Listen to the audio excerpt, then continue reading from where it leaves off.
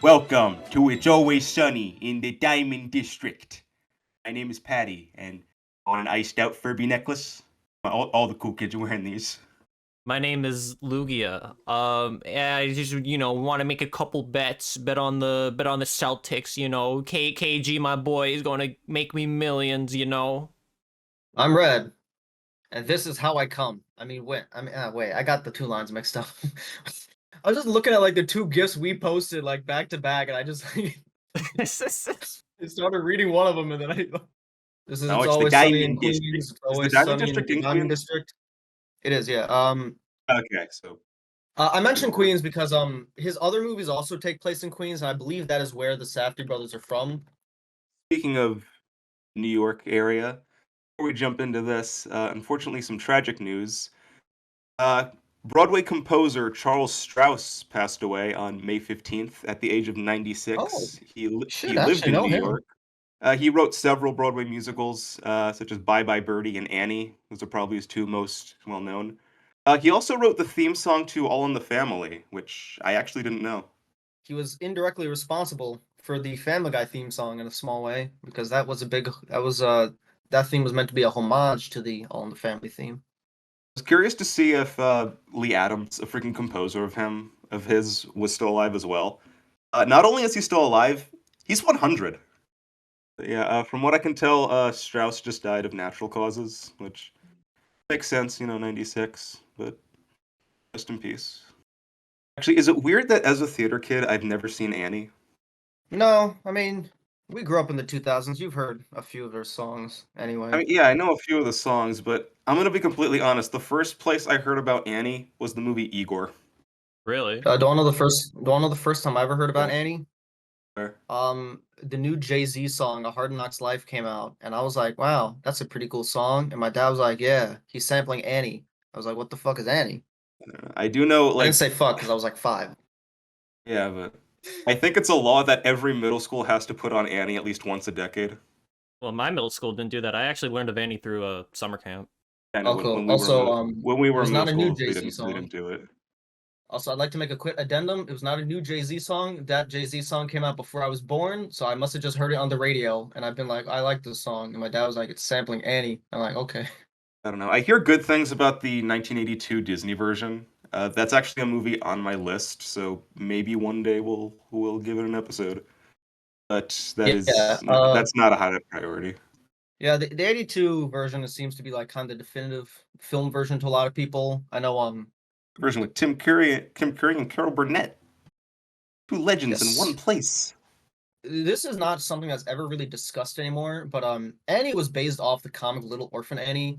Have any of you guys like read it? No. Nope. Here's another question. Why are there so many classic like stories and musicals about homeless children? I don't know. Oliver Twist also about like a homeless kid? Not Oliver Yeah, Twist. Is it Oliver Twist? I don't Oliver. remember. It's Oliver with an exclamation point at the end. Okay, So yeah. Oliver. And that's based off Oliver Twist, right? Yeah, Yeah, it is that's based off also Oliver another Twist. musical I've never seen. I haven't seen that one either. I haven't even seen the Disney version I did with see the fucking Oliver and dogs. Company like over a decade ago, but I don't know. Being a Disney adaptation, it probably takes a lot of liberties. I get that's another Sorry, movie one one second. day we might do. I, I was looking at the little at the Wikipedia page for Little Orphan Annie, and at the end of like the initial summary, it the most crazy line just showed up. The characters appear occasionally as supporting characters in Dick Tracy. I'm like, what do you mean? Annie is the Annie caster is are Dick Tracy characters too? What the fuck? Oh, that's hilarious. Oh, It's a that needs to deeper be a rabbit fucking hole than I thought. that would Hmm. be a funny fucking uh double feature then if now that I think about it. Holy shit. Anyway, Uncut Gems. Uncut Gems. Let's get to the real meat potatoes. So, Uncut Gems was directed by the Safdie brothers, Joshua and Benjamin. And I'll be honest, looking at their filmography, I don't recognize anything. I think it's safe to say this is probably their most well-known movie. Yes, Uncut Gems is definitely their most well-known movie. They also I know you're not familiar with it, but the movie Good Time was also I would say Good Time was the real like breakout movie because that's the movie that got them noticed like in Hollywood and like among critics, but I feel like Uncut Gems is what really put them like regular people know him kind of thing. Lugia, do you know any other Safdie brothers movies other than this one? I'll take a look, but I don't think so. As actors, they've shown up in a couple other things, which you guys might be more familiar with, because one of the brothers does act. Oh, He Oppenheimer. shows up in a couple things. Yeah, No, he was in that's Oppenheimer. Nolan. He was in yeah, I know, but he was an actor in it. That's what I'm saying. Okay. But in terms of their Um, directing credits, Yeah, I'm this not is their seeing most well-known. anything. in terms of directing credits, I've seen Good Time, and I've seen a couple things they produced, like Funny Pages. They have a new movie coming out this year, which I'm looking forward to, starring Dwayne the Rock Johnson, because I guess they really like stunt casting. This isn't Dwayne the Rock Johnson's time to shine. This is Adam the Sandman Sandler's time. I just think it's kind of funny that like a lot of people talk about Uncut Gems because like it's Adam Sandler, a guy who's like not really known for being a great actor, giving a great performance, and the Smashing Machine is like kind of going to do a similar thing where Dwayne Johnson, he's not an actor people really respect, and he's probably going to give a good performance. So that's kind of funny. But anyway, So they came up with the idea for Uncut Gems a decade before it came out, back in 2009. And it was inspired by their father's experiences working in New York City's Diamond District.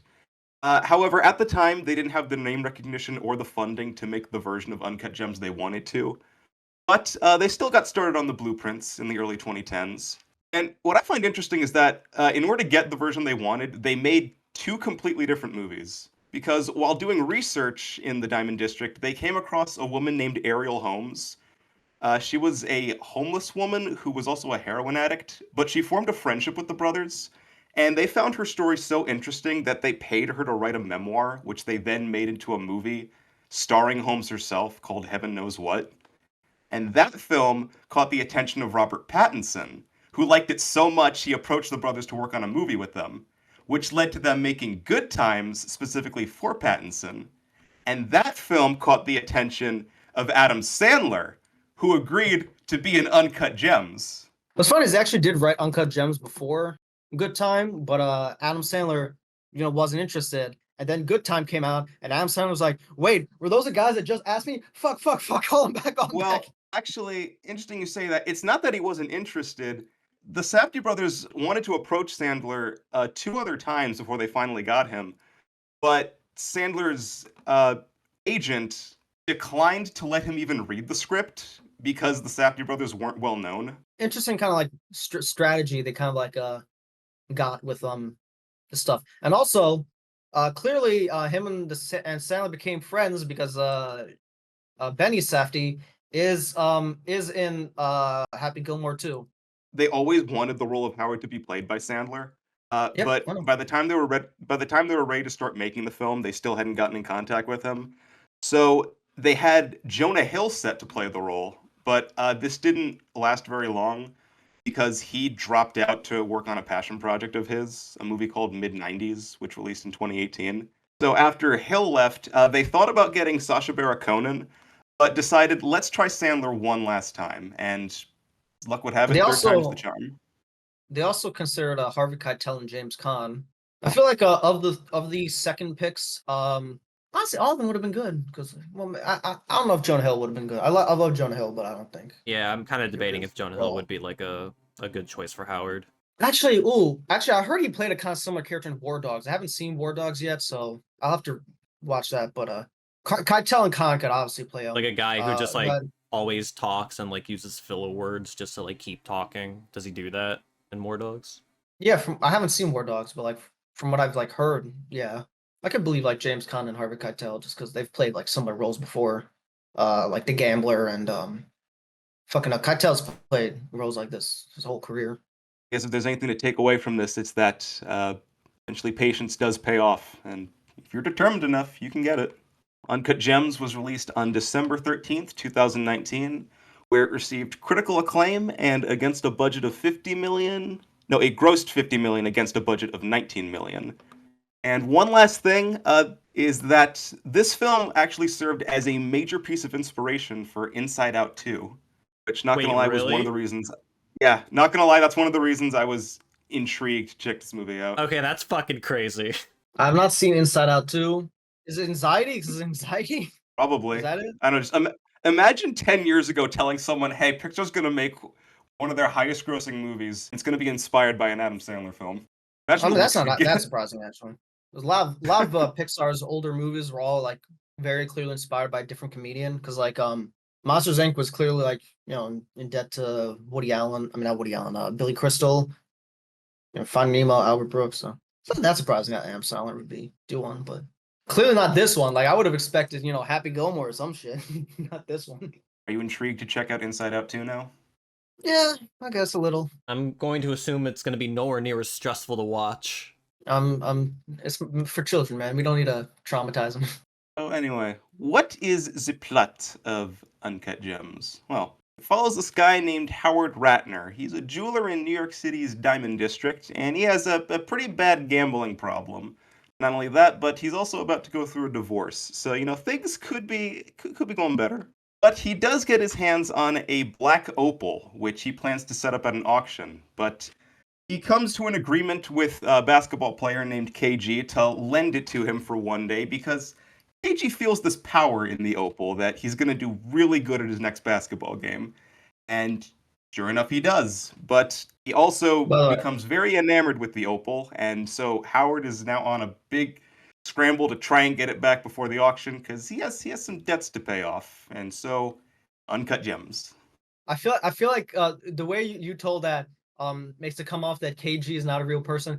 KG is Kevin Garnett. Oh yeah, he of is the a real of the person. Boston Celtics.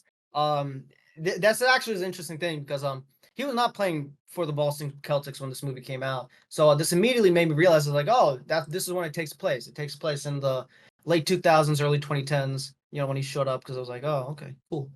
So who wants to start? Actually, Patty, I would like you to start because I know when you recommended this film last week, Red and I made it very clear that, well, one, we both saw this movie at some point, and two, we did like it a lot. But I want to hear from someone who hasn't seen this movie before what their thoughts on it were, and I have a reason for why that is. But let's okay. What'd you think?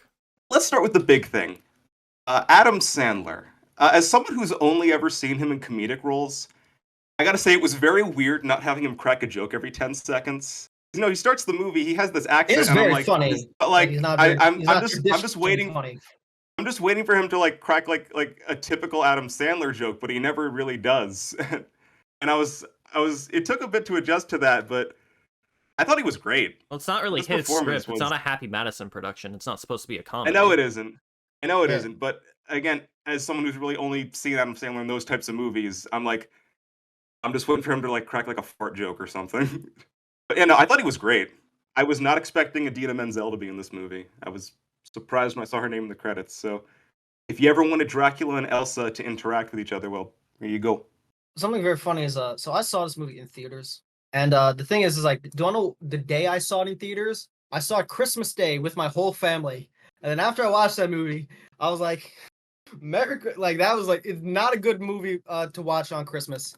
Just want to say, but they all liked it, but yeah, very stressful film. Also, I found the score of this movie to be very interesting. The mix of synth and jazz, very strange mix, but I actually really liked it.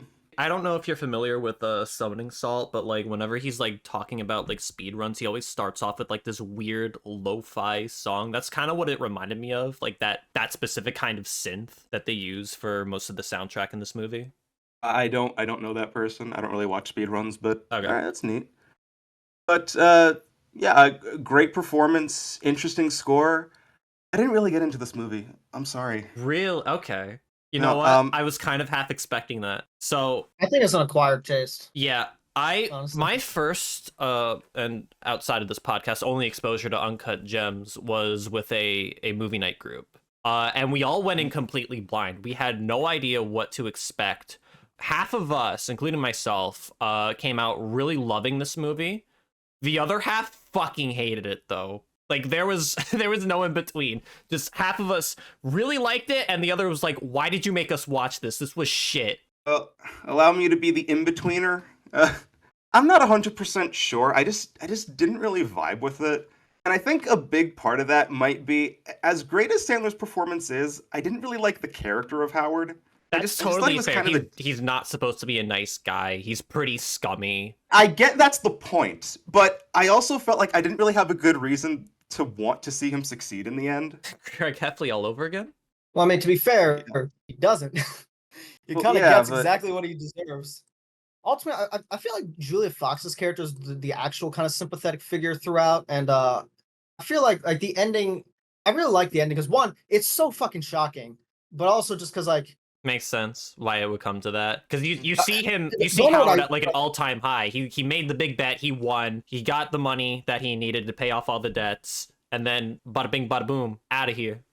see the way I think is that like Howard won and all like he's gonna pay it off. The thing is, he's not gonna stop because he won, so he's gonna gamble again and again. I feel like the idea was the whole cycle is gonna keep going, and it's not gonna stop until he dies. Yeah, we Which already get a is hint of that too when he gets the phone call, like after he's like hit his lowest point. He comes to his office with his nose bleeding, and he gets the offer of the $200,000 auction deal. the reason I like this movie is because I think Howard is like one of the most realistic depictions of like a gambler slash addict ever. The only like character I think who really like kind of gets into this sort of mindset that like is Tony Soprano, honestly. And the thing is like this does in like 2 hours what the Sopranos took like 7 seasons to do. That's kind of impressive to me. I feel like I got a complete portrait of like this guy's the kind of guy this person is by watching this movie because like and like they do a lot to like sort of imply the history that like the Sopranos would just show, but like yeah, that's kind of like what I think. Like when I watch this movie, I feel like this is like kind of a perfect companion piece to Sopranos, except it's just told in a very sort of erratic manner.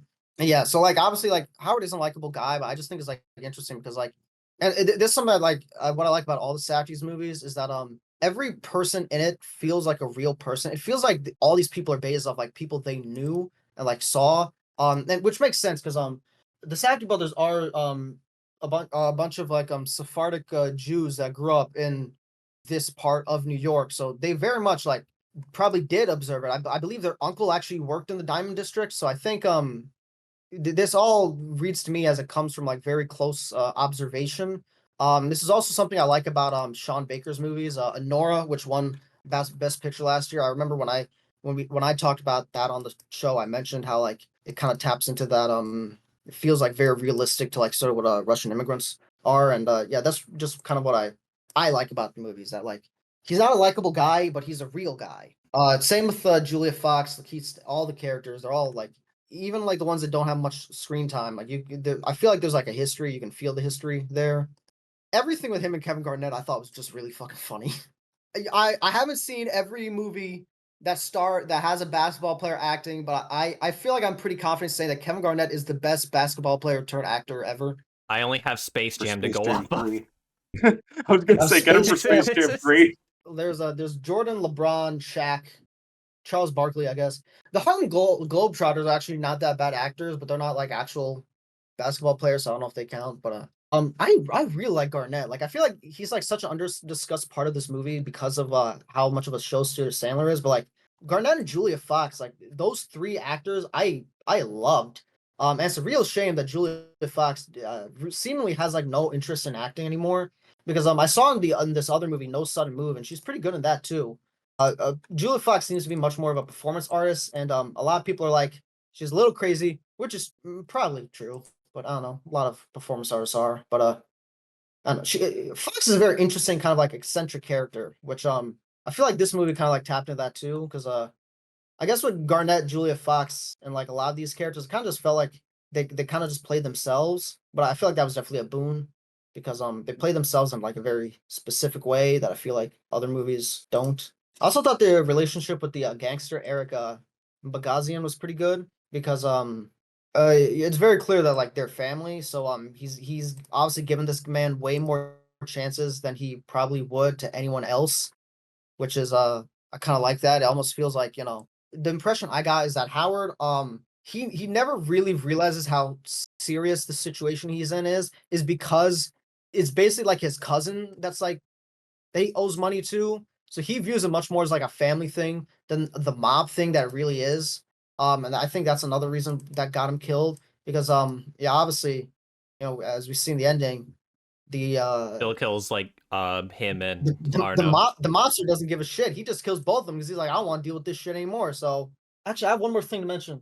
So we mentioned Kevin Garnett. I mentioned how Kevin Garnett doesn't get enough credit. The Weeknd is also in this movie, and he also plays himself, and that's kind of under discussed. I'm convinced that the Safdies might be some of the best directors of all time because I've seen The Weeknd's other projects, and that man cannot fucking act. So the fact that he came off fine in this is like, god damn, these people might be amazing. Maybe Kevin Garnett isn't a good actor. Maybe this guy's just a really good director. Who knows? Time will tell with Space Jam 3. No, I'm kidding. Yeah. So I mentioned before how this movie is a very stressful watch, and that still holds true.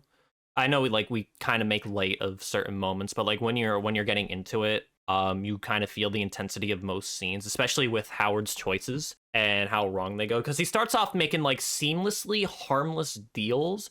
However, when things go wrong, that's when the whole web just like gets ripped apart. When he tries to get the opal back, but he can't. He left the ring at the pawn shop, and he's overdue to pay it back.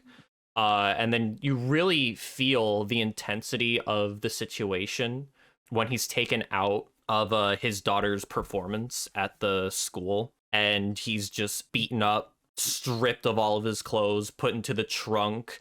All the while, his wife has to find him, and they're already in like a crumbling relationship. Yeah, I'm gonna say that was probably like I don't think Howard is like a good person, but like I will say that was brutal enough for I did feel like bad for him. That's probably when I actually got like sympathy for him.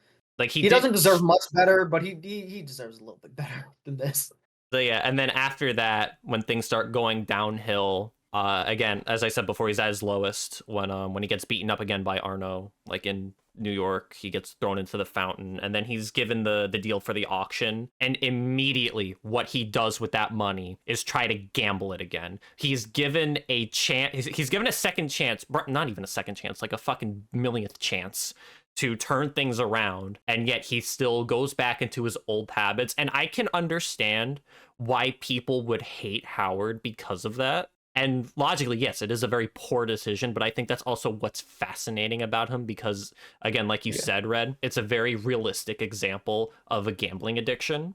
And it is fun to see how all that kind of turns around to not immediately, because when they start doing the bidding, and they want KG to like bid the highest, but then it goes to Gooey, and he's like, "What the fuck did you just do? What did you get me into, you piece of shit?"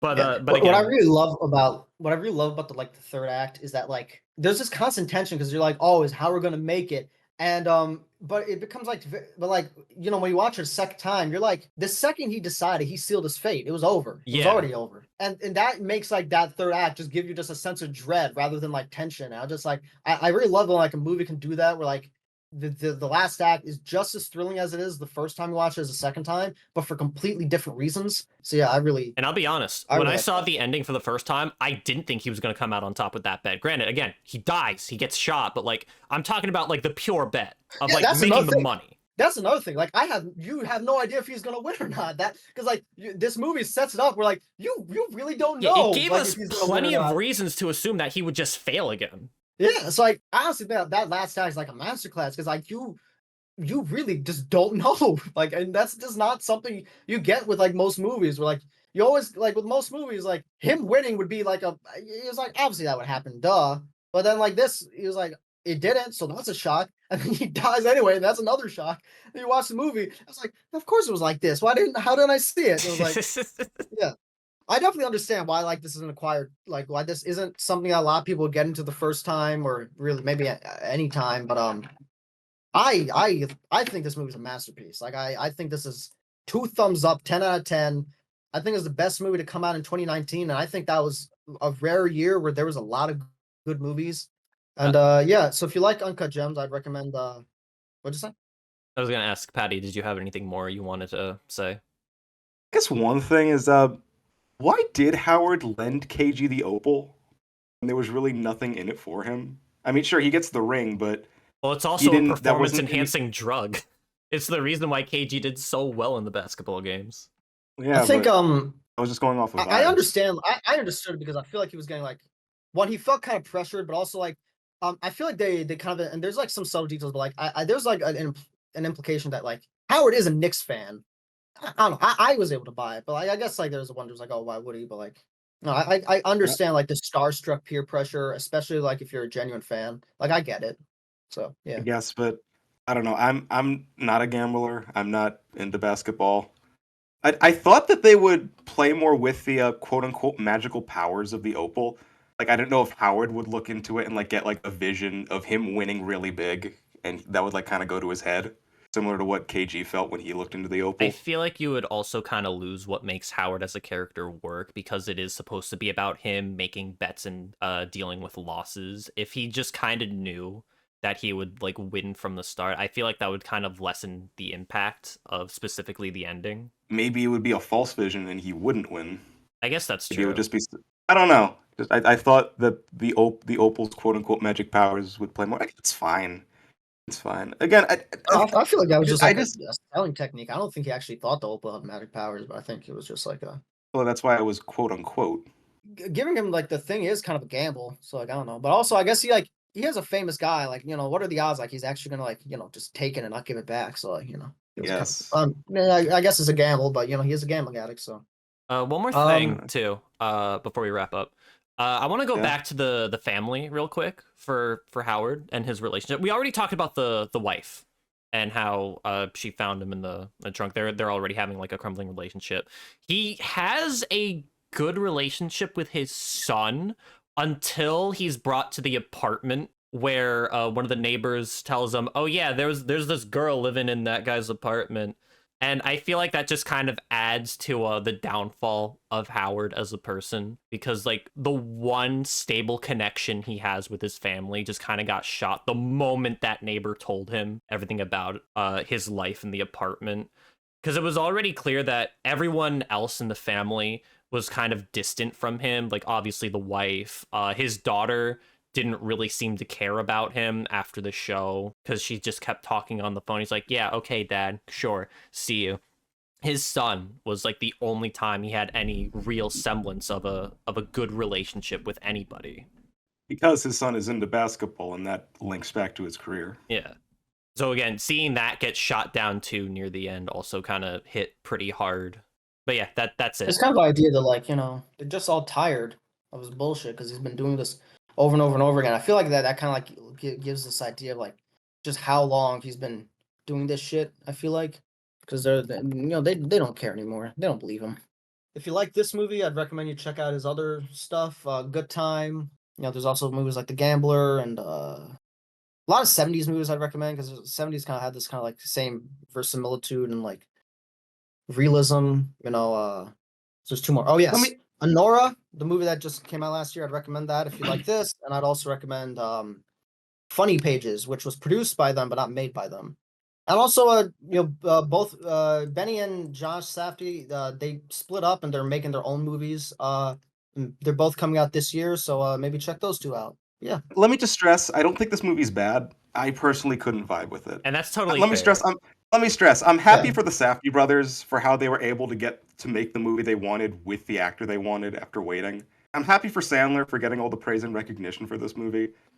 It's just I personally couldn't get into it. And sometimes that's okay. Yeah, it's definitely not a movie for everybody, but I think if you're willing to take a look at the realistic nature of Uncut Gems, you might find something worth looking at. So yeah, Red, I believe it's your turn to recommend. Yeah, what do you got? Yes. So I was struggling to think of what to recommend, so I guess it's gonna be option time again this time. So here's an interesting thing. Do you want to watch something really wacky and Tim Burton like sort of Tim Burton like comedy? Do you want to watch a Tarantino / Kubrick like war flick, or do you want to watch a like sci-fi horror flick? I'm willing to go for tonal whiplash, so the wacky Tim Burton film. You know what? What about you? Yeah, it'd be funny. The Whiplash. All right. So it's not a Tim Burton movie, but it's something similar to it. The directors of Bill and Ted made a third movie with Alex Winter called Freaked. So that's what I'm recommending. Freaked, 1993. I've never seen it. I've never even heard of this. Yeah. Freaked. The movie's on Internet Archive, so that's how I would recommend you guys watch it. Yeah, I have never heard of this movie. Yeah, it's not like a well-known movie or anything, but it's got a cult classic. It looks pretty cool to me. Apparently it's a remake of this old movie called Freaks, which I have seen. That's pretty good. But I'm not double featuring it. I just want to watch it on its own. Okay. So yeah. Okay. Have you guys seen the Bill and Ted movies? I've only seen the first I one. saw the Didn't we do an yeah, only the episode first on it? one. We Yes. did, yeah. I'm asking if you've seen the second Um, one. No. Because I know Bill and Ted is a trilogy, but for a while, a lot of people kind of consider this sort of the secret third one because it's got pretty much the exact same creative team. The only difference is like Keanu Reeves doesn't play like a major role in it. He's just like a minor character. But so yeah, I guess just going expecting a Tim Burton take on Bill and Ted. Again, I've not seen this movie. I'm going in blind, but it's MTV comedy, so I'm guessing it'll be fine. Yeah, this was also all these guys worked on this MTV sketch show called The Idiot Box, which I have downloaded but have not watched yet. I believe that is also on Internet Archive. So if you guys are curious, you can watch episode 2 of that. But I'm not going to talk about anything. But you know, Okay. Closer. I don't know how to close it. I don't know. this is You guys how are we the- win. You guys are the Uncut Gems experts. Red more so. What's a quote to end out an episode with?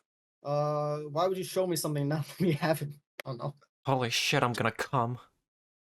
You think it's bad? I disagree, Patty. I disagree.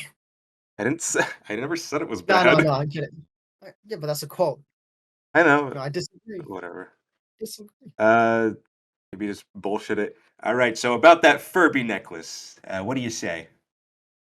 That it? That's it. Should I? Okay. I don't know. All right, I'll stop here. The Furby necklace. Come on, it's iced out. It looks good for your drip.